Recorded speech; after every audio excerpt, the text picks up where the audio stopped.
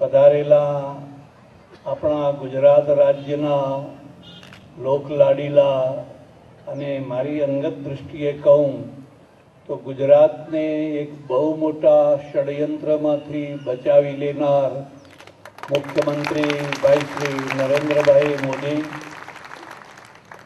ભાઈ શ્રી રૂપાલાજી, આ સંસ્થાના પ્રમુખશ્રી, ઉપપ્રમુખશ્રી, મંત્રીશ્રી અને બીજા બધા એમના સહયોગી ભાઈઓ જેમણે મન મૂકીને ઉદારતાથી દાન આપ્યું છે, એવા બધા જ દાતાશ્રીઓ, મંચ ઉપર બિરાજેલા બીજા બધા વિશિષ્ટ મહાનુભાવો, સજ્જનો અને બહેનો, મારી દૃષ્ટિએ સંસારના જે બાહ્ય સુખો છે એના મુખ્ય 4 ઘટકો છે.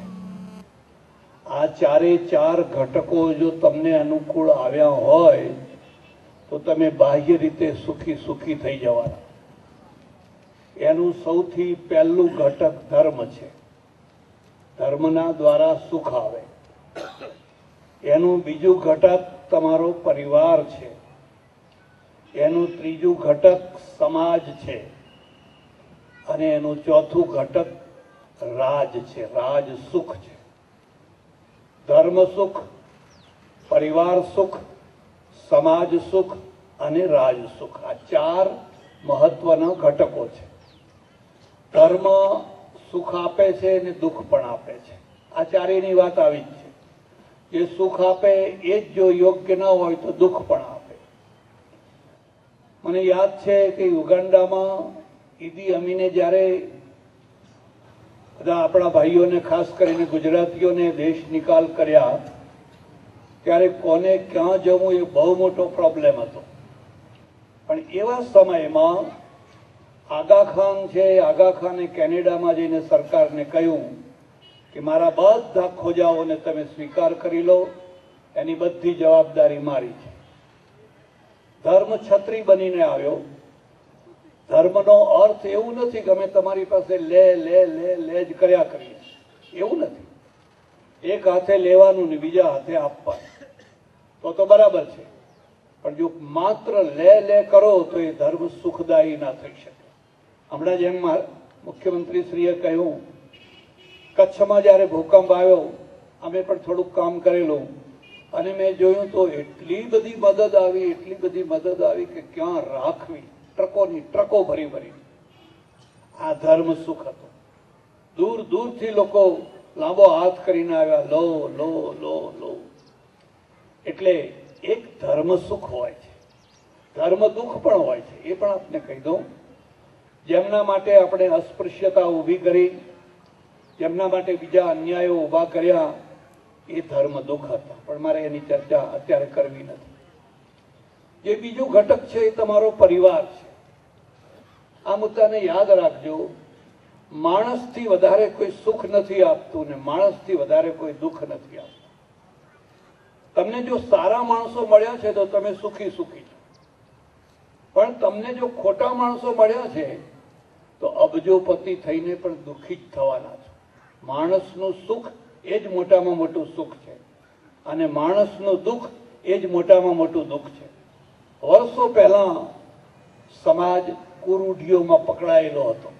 એટલી મોટી કુરૂઢીઓ, એટલી જેમ જેમ સમાજ ઊંચી કક્ષાનો થાય એમ એમ કુરૂઢીઓ વધતી જાય. ઊંચા સમાજમાં પુનર્લગ્ન નહોતા. ઊંચા સમાજમાં કેટલાય કુરૂઢીઓ હતી, પણ આપણે ત્યાં કેટલાય સુધારકો થયા. હું આપને કહું કે આજે તમે જે કંઈ સારા છો, આ સુધારકોના કારણે સારા છો. દયાનંદ સરસ્વતી થયા, રાજા રામમોહન રાય થયા, ભળ 70,000 સ્ત્રીઓ, વિધવાઓ બંગાળમાં બાળી મારવામાં અમને અટકાવી રોક્યું. ગાંધીજી થયા, જ્યોતિબા ફૂલે થયા. આ કેટલા લોકોએ આપણને સ્વચ્છ કરવાનો પ્રયત્ન કર્યો છે.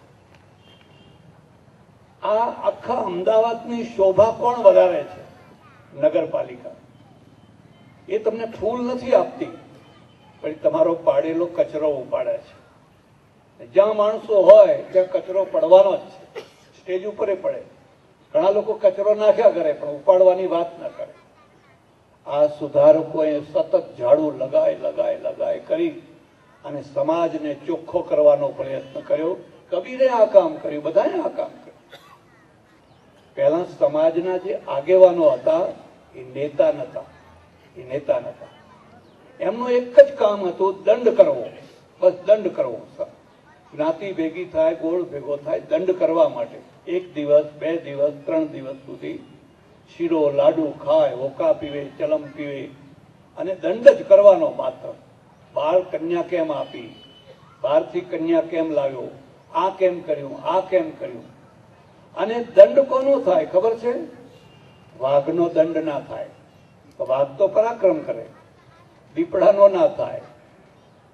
દંડ થાય માત્ર સસલાનો. આખા સમાજમાં જે સસલા જેવા માણસો હોય એનો દંડ થાય. પેલા વાઘ તો ગુરક્યા કરતા હોય, એને પ્રાચીન ભાષામાં ચૌદશિયા કહેતા. નેતા નહીં, અમાવાસ્યાનો પહેલો દિવસ અમાવાસ્યા, એમનું કામ જ આખું રૂપાંતર થયું અને સમાજ બદલાયો. અને સમાજ એવી રીતે બદલાયો, ચાલો છાત્રાલય કરો, શાળાઓ કરો, ફલાણું કરો. મારો દીકરો, મારા સમાજનો દીકરો કોઈ ભણ્યા વિનાનો ના રહી જાય. આ સમાજનું પરિવર્તન છે.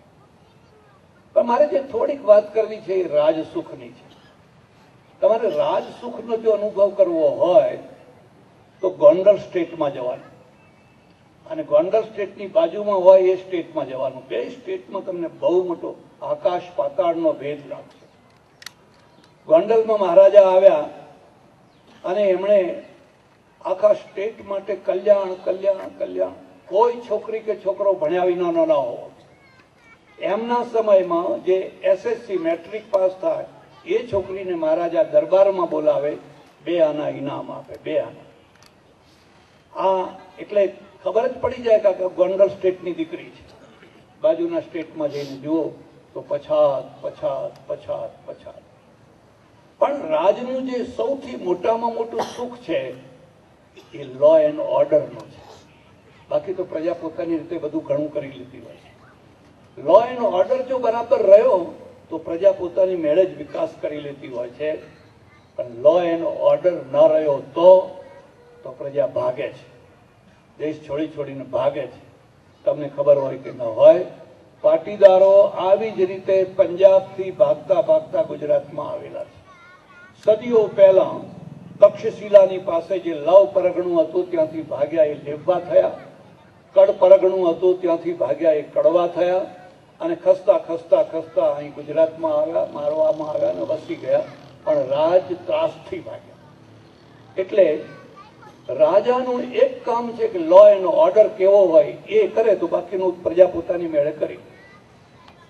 હમણાં દશેરા ગયા તો અમારે પેટલાદમાં દશેરાએ સવારી નીકળી. ટેન્શન. આપણા ઉત્સવો ટેન્શન વિનાના નથી હોતા. કેટલી SRP, કેટલી પોલીસ, કેટલું બધું રાખવું પડે ત્યારે માંડ ઉત્સવ પૂરો થાય. જરાક કોઈ કાંકરી ચાળો કરે તોફાન થઈ જાય. મારે આશ્રમમાં 3-4 મોટા પોલીસ ઓફિસરો બેઠેલા. મેં એમને કહ્યું, ભાઈ તમે અહીં બેઠા છો, પેલું સરઘસ નીકળ્યું છે, કંઈક થઈ જશે, તમે સરઘસમાં જાઓ, વ્યવસ્થા કરો. મને કે ના સ્વામીજી, જવાની કોઈ જરૂર નહીં, આ તો મોદીનું રાજ્ય છે, મોદીનું. એમ આ પોલીસ ઓફિસરોને કેટલો વિશ્વાસ છે. મને કે એ તોફાન કરનારાઓની બધા છે ને બધા દબાઈ ગયા છે, હવે તોફાન બોફાન ના થાય. અને મારા મનમાં એમ થયું, ઓહો, ઘણા વર્ષો પછી, કદાચ ઘણી સદીઓ પછી આપણને એક બીજો રામ મળ્યો. ને બીજા રામનો અર્થ એ છે, રામે માળા નથી ફેરવી. કોઈ ફોટો જોયો રામનો? એ અમારું કામ, ગટર માળા કર્યા કરીએ. એ રામે માળા નથી ફેરવી, પણ રામે એક જ કામ કર્યું છે, અસુરોનો સંહાર.